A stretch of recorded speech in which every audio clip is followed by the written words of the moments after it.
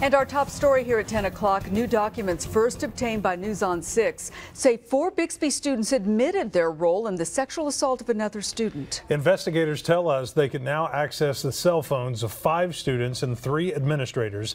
News on 6's Amy Kaufman is live on the story in Bixby to break down what we now know. Amy?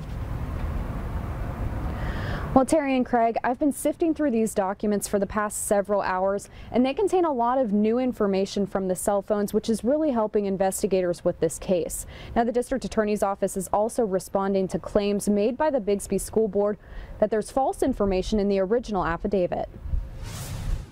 It is troubling that no law enforcement agency has acted to correct the public record. The Bixby School Board claims the original affidavit investigating the alleged sexual assault of a student contained errors regarding the timing of when the parents of the victim were notified and when school administrators reported it. The Rogers County District Attorney's Office responded by saying there are discrepancies in the timeline because they weren't given access to the interviews or written statements obtained during Bixby's internal investigation.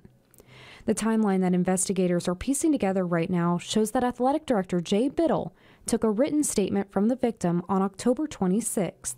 From there, investigators say Biddle, Principal Terry Adams, and former Superintendent Kyle Wood all tell different versions of when they became aware of the nature of the assault and the action they took. The documents say the assault was reported to police on October 31st during a meeting between school officials and a Bixby police officer. Principal Adams originally said the meeting was off the record, but now denies using that phrase. The affidavit says former Superintendent Wood would not let them report the incident until November 2nd.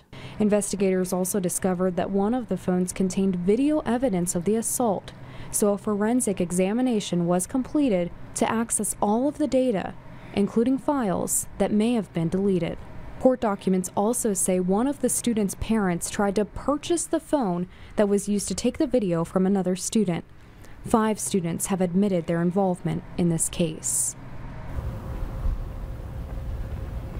Now, those documents also say that investigators had requested emails from 4 school administrators over the course of 44 days, but when they were returned, they got tens of thousands of emails that were not indexed and they were really hard to search. So OSBI is trying to work with the school's IT department to try and make an easier way to find some evidence in those documents, but we'll continue to follow this story as it develops. Live on the scene, on the story in Bixby, Amy Kaufman, News on 6.